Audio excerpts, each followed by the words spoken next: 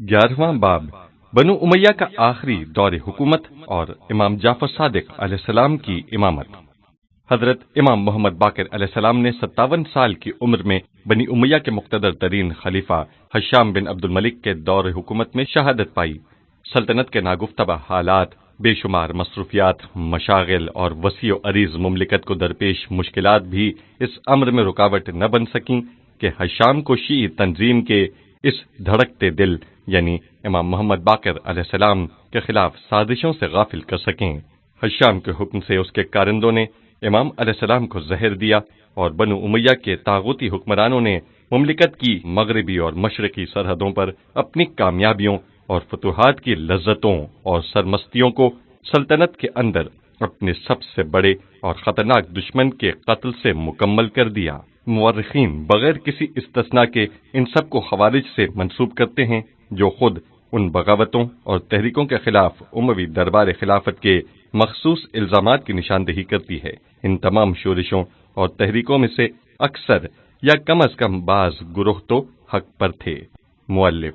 بنو امیہ کی سرکار امام محمد باقر علیہ السلام کی زندگی کے آخری اور آپ کے فرزند امام جعفر صادق علیہ السلام کی زندگی کے ابتدائی سالوں میں اپنے زمانے کے انتہائی سخت اور نازک ترین دور سے گزر رہی تھی، جہاں ایک طرف شمال مشرقی سرحد پر ترکستان اور خراسان، شمال میں ایشیائے کوچک اور آذربائیجان اور مغرب میں افریقہ، اندلس اور یورپ کی سرحدوں پر حکومت مخالف عسکری طاقت کے مظاہرے ہوتے تھے، تو دوسری طرف عراق اور خراسان کے نواحی علاقوں اور شمالی افریقہ میں مسلسل جنم لینے والی شورشیں جو عموماً یہاں کے ناراض اور مظلوم مقامی لوگوں یا کبھی کبھار بنو امیہ سے تعلق رکھنے والے سرداروں کے اکسانے یا ان کی مدد سے سر اٹھا رہی تھیں۔ اسی طرح دوسری طرف پوری سلطنت کے نامنظم اور مخدوش معاشی حالات، خصوصاً سرزمین عراق کے مختلف علاقے جہاں بادشاہ کی املاک کی حفاظت پر مامور لوگ رہ رہے تھے،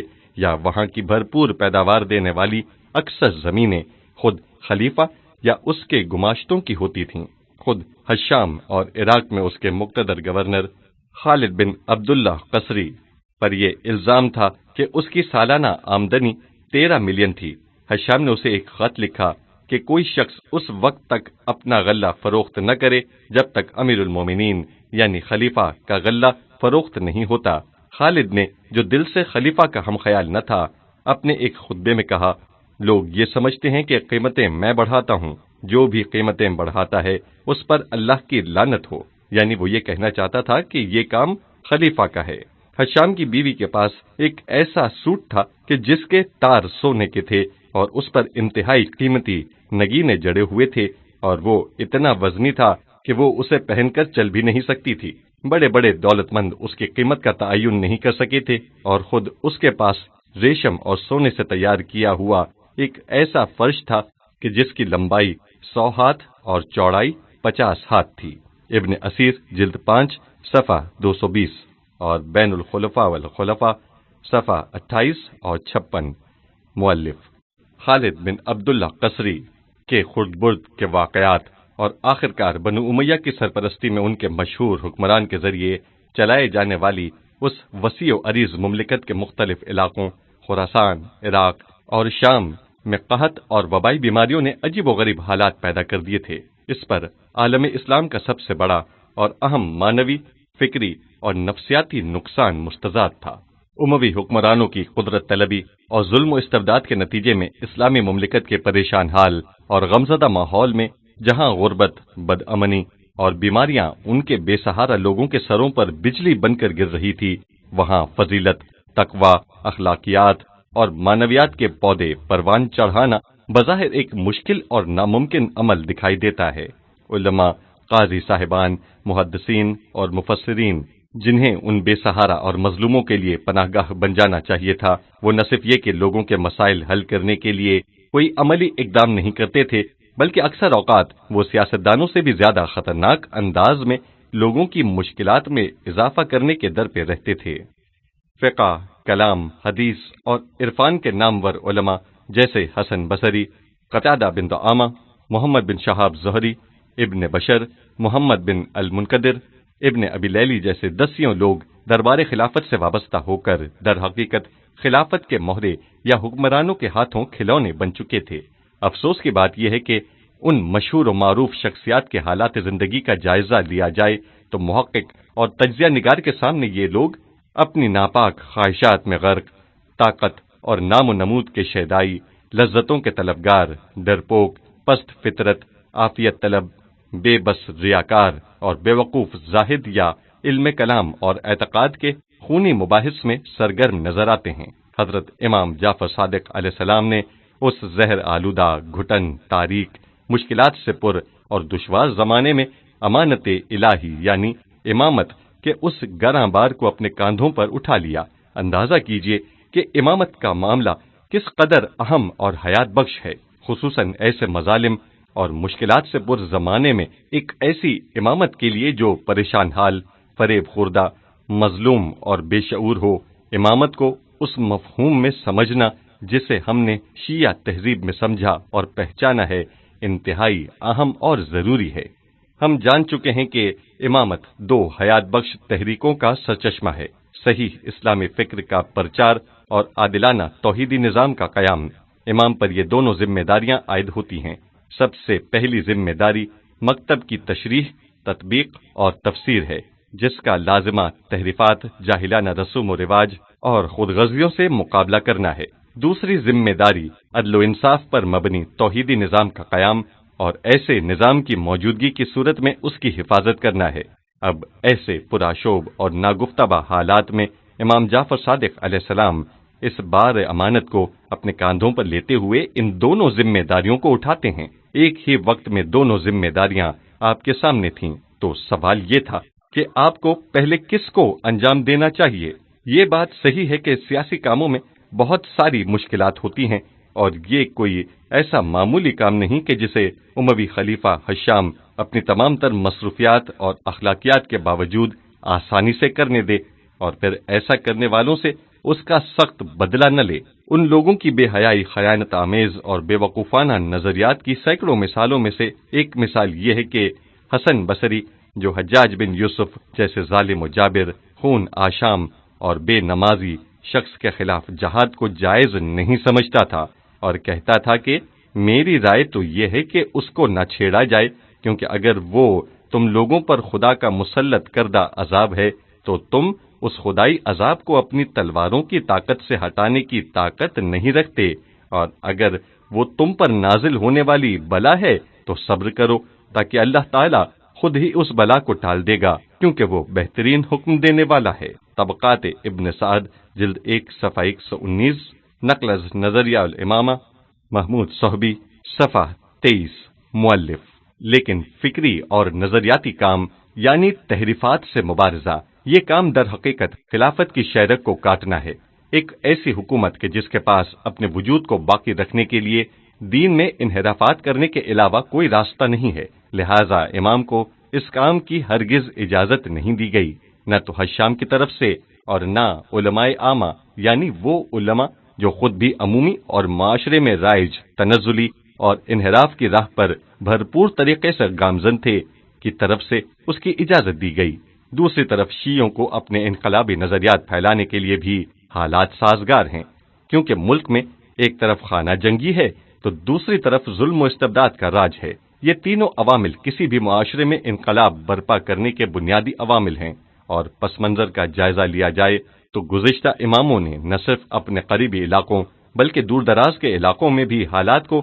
ایک حد تک سازگار بنا دیا ہے۔ ایک ایسے ماحول میں جہاں لوگوں کے ایک گروہ کی موجودگی میں جو نظریہ امامت کو جانتا ہے اور اسے قبول بھی کرتا ہے اور نظریہ امامت کی پالیسیوں کو عملی جامہ پہنانے کا پورے ذوق و شوق سے منتظر ہے، تو ایک دوسرا ایسا گروہ بھی موجود ہے جو اپنے پورے مصمم ارادے کے ساتھ مبارزاتی تنظیم سے ملحق ہو چکا ہے۔ ایسے میں امامت کی مجموعی پالیسی ایک توحیدی اور علوی انقلاب برپا کرنا ہے۔ اس عمومی پالیسی کا منطقی نتیجہ پورے عالم اسلام میں ایک ہماگیر دعوت ہے، جس کا مقصد جہاں ایک طرف ہر سطح کے لوگوں کے لیے شیعی نظریات کو قبول کرنے کا مناسب ماحول فراہم کرنا ہے، تو وہاں دوسری طرف شیعوں کی خفیہ تنظیم کے لیے مؤثر فداکار افراد بھی تیار کرنا ہے۔ ایک بہت غور طلب بات ہے کہ اسلامی معاشرے کے صحیح اسلامی طرز فکر سے واضح انحراف کے باوجود عام لوگوں بلکہ بعض سرداروں کے ذہنوں میں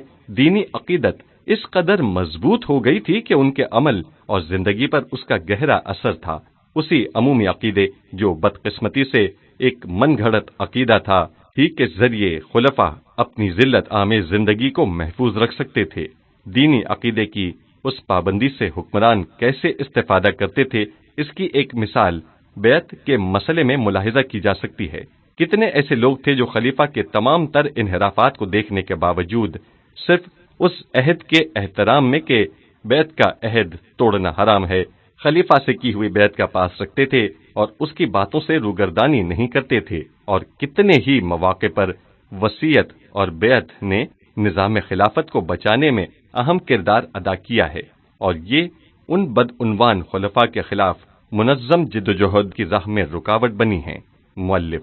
امامت کی سچی دعوت کے کام کی دشواری کا راز اسی نقطے میں پوشیدہ ہے، کیونکہ جب ایک مکمل نظریاتی دعوت اسلام کے بنیادی اصولوں اور معیارات کا پاس رکھتے ہوئے حکومت کو لوگوں پر ظلم و استبداد اور ان کے حق آزادی کو پامال کرنے سے روکنا ہے، تو اس کے لیے ضروری ہے کہ لوگوں کے فہم و شعور پر تکیہ کرتے ہوئے ان کی فطری خواہشات کی ضرورتوں کا احساس اور اپنی پیش رفت کو مسلسل جاری رکھا جائے۔ اس کے برعکس ایسی تحریکیں جو بظاہر فکری اور نظریاتی نعروں کے ساتھ اپنے کام کا آغاز کرتی ہیں، لیکن عملی میدان میں وہ اپنے اخلاقی اور اجتماعی اصولوں کو نظر انداز کر کے معاشرے کے دوسرے طاقتور لوگوں کی طرح اپنی طاقت و قدرت کا اظہار کرتی ہیں، اور وہ اس کام میں کوئی مذائقہ بھی نہیں سمجھتی ہیں۔ ان کو کسی ایسی دشواری اور مشکلات کا سامنا نہیں کرنا پڑتا، اور امامت کی تحریک کے طولانی ہونے اور اس کے مقابلے میں چلنے والی تحریکوں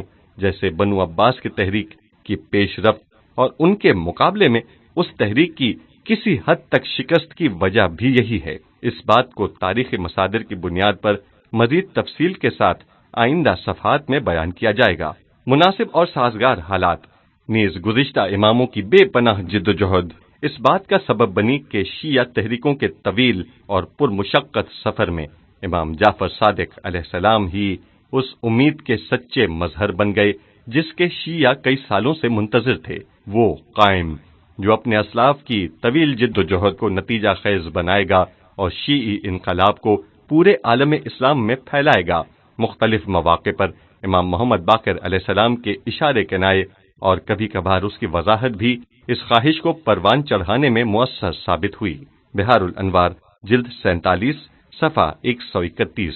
جابر بن یزید کہتا ہے، کسی شخص نے امام محمد باقر علیہ السلام سے ان کے بعد قیام کرنے والے کے بارے میں پوچھا تو آپ نے ابی عبداللہ یعنی امام جعفر صادق علیہ السلام کے کاندھے پر تھپکی دیتے ہوئے فرمایا، بخدا آل محمد میں قیام کرنے والا یہ ہے۔ پیشوائے صادق صفحہ 54 تا 61۔ امام جعفر صادق علیہ السلام کے حالات زندگی میں ابہامات کا پہلو۔ یہاں حضرت امام جعفر صادق علیہ السلام کی زندگی پر تحقیق کرنے والوں کے لیے درپیش ایک افسوسناک حقیقت کی طرف اشارہ کرنا ضروری ہے، اور وہ یہ کہ امام کے حالات زندگی خصوصاً آپ کی امامت کے ابتدائی چند سالوں پر جو بنو امیہ کی حکومت کے آخری سالوں میں گزرے ہیں، ابہامات کے دبیز پردے پڑے ہوئے ہیں۔ مختلف قسم کے واقعات اور حادثات سے بھرپور آپ کی زندگی میں موجود کشمکش اور اتار چڑھاؤ کو تاریخ کی سینکڑوں روایات میں دیکھا جا سکتا ہے، مگر انہیں نہ تو مورخین نے اور نہ محدثین اور تذکرہ نگاروں نے کسی مرتب اور مربوط شکل میں پیش کیا ہے۔ آپ کی زندگی میں پیش آنے والے واقعات کے وقت خصوصیات کا تعین نہیں کیا گیا، لہذا محققین کو چاہیے کہ اس زمانے کے مجموعی حالات کا مطالعہ کرتے ہوئے مختلف قرائن اور شواہد کی بنیاد پر ہر روایت کا موازنہ ان معلومات کے ساتھ کر کے جو اس روایت میں مذکور افراد کے بارے میں دوسری کتابوں میں موجود ہیں، واقعات کے زمان و مکان اور دیگر خصوصیات کا پتہ چلائے۔ شاید اس خاموشی اور ابہام کی ایک علت کو امام کے اپنے اصحاب کے ساتھ تنظیمی سرگرمیوں کی ماہیت میں تلاش کیا جا سکتا ہے۔ خفیہ اور تنظیمی امور کو معمول کے مطابق، خصوصاً جب اسے خفیہ طور پر صحیح طریقے سے انجام دیا گیا ہو، ہمیشہ خفیہ ہی رہنا چاہیے، یعنی جو کام اس دن مخفی تھا اسے بعد میں بھی مخفی ہی رہنا چاہیے، کیونکہ اس عمل کو انجام دینے والوں کی رازداری اس بات کی اجازت نہیں دیتی کہ ہر ایرا غیرہ اس سے واقف اور باخبر ہو۔ جب وہ کام مکمل ہوگا اور اسے انجام دینے والے اس کے نتائج کنٹرول کرنے کے قابل ہو جائیں گے تو وہ خود ہی اپنے اس خفیہ کام کی تفصیلات ظاہر کریں گے۔ یہی وجہ ہے کہ بنو عباس کے دور کے بہت سارے راز، یہاں تک کہ ان کے سرداروں کے خصوصی احکامات اور ان کا اپنے ماتحت تنظیمی افراد کے ساتھ خفیہ روابط کی تفصیلات تاریخ میں درج ہیں اور سب ان سے آگاہ ہیں۔ یقیناً اگر علوی تحریک بھی اپنے منطقی انجام تک پہنچنے میں کامیاب ہو جاتی اور طاقت اور حکومت خود ائمہ طاہرین علیہم السلام یا ان کے منتخب افراد کے ہاتھ لگ جاتی تو آج ہم علوی تحریک کے ان تمام خفیہ رازوں اور وسیع تنظیمی نیٹ ورک سے بھی باخبر ہو جاتے۔ ایک اور وجہ جسے مورخین کے آثار اور تاریخ نگاری میں تلاش کرنی چاہیے، اگر کسی باضابطہ لکھی جانے والی تاریخ میں کسی محکوم اور مظلوم گروہ کا صرف نام آ جائے یا اس کا کوئی واقعہ درج ہوگا تو یقیناً وہ اس طریقے سے ہوگا جس طرح اس زمانے کے ظالم و جابر نے چاہا ہوگا یا کہا ہوگا یا جس طرح اسے ظاہر کیا ہوگا۔ ایک سرکاری مورخ جب کسی مظلوم اور محکوم گروہ کے بارے میں دل آزار باتوں کے علاوہ کچھ اور لکھنا چاہے گا تو اسے بہت سی زحمتوں کے بعد ادھر ادھر سے کچھ چیزیں ملیں گی اور انہیں بھی وہ ڈرتے ڈرتے لکھے گا، جبکہ حکمرانوں کے بارے میں بہت کچھ دیکھنے کو ملتا ہے، کیونکہ انہیں وہ بغیر کسی خوف و خطر اور زحمت کے لکھ سکتا ہے اور اس کی اجرت بھی وصول کر لیتا ہے اور اسے کوئی خطرہ بھی نہیں ہوتا۔ اب ہم اس روشن حقیقت کو ایک دوسری حقیقت کے پہلو میں رکھتے ہیں۔ وہ تمام معروف اور معتبر تاریخ جو بعد کی اکثر تحقیقات کے لیے مدرک اور ماخذ شمار ہوتی ہیں اور امام جعفر صادق علیہ السلام کے 500 سال بعد تک لکھی جاتی رہی ہیں، ان سب پر عباسی رنگ چھایا ہوا ہے، کیونکہ عباسی حکومت 7ویں صدی ہجری کے وسط تک باقی رہی ہے اور تمام قدیم اور معروف تاریخ انہی ظالم لوگوں کے دور سلطنت میں لکھی گئی ہیں۔ اس سے یہ اندازہ لگایا جا سکتا ہے کہ عباسی دور کے کسی بھی مورخ سے یہ توقع نہیں کی جا سکتی کہ وہ امام جعفر صادق علیہ السلام یا شیعوں کے کسی دوسرے امام کی زندگی کے بارے میں صحیح اور منظم معلومات حاصل کر کے انہیں اپنی کتاب میں درج کرے گا۔ یہ ہے امام جعفر صادق علیہ السلام کی زندگی میں تحریفات اور ابہامات کی سب سے بڑی وجہ۔ بس وہ واحد راستہ جو ہمیں امام جعفر صادق علیہ السلام کی زندگی کی مجموعی روش سے آگاہ کر سکتا ہے، وہ یہ ہے کہ ہم امام کے نظریات اور اخلاق کے کلی اصولوں کی مدد سے ابہامات کے اس ڈھیر میں سے آپ کی زندگی کے اہم مظاہر کو تلاش کریں اور اس کی بنیادی روش کی تصویر کشی کریں اور پھر خصوصیات اور باریکیوں کے تعین کے لیے تاریخ کے صفحات میں بکھرے ہوئے قرائن و دلائل نیز غیر تاریخی قرائن کا انتظار کریں۔ پیشوائے صادق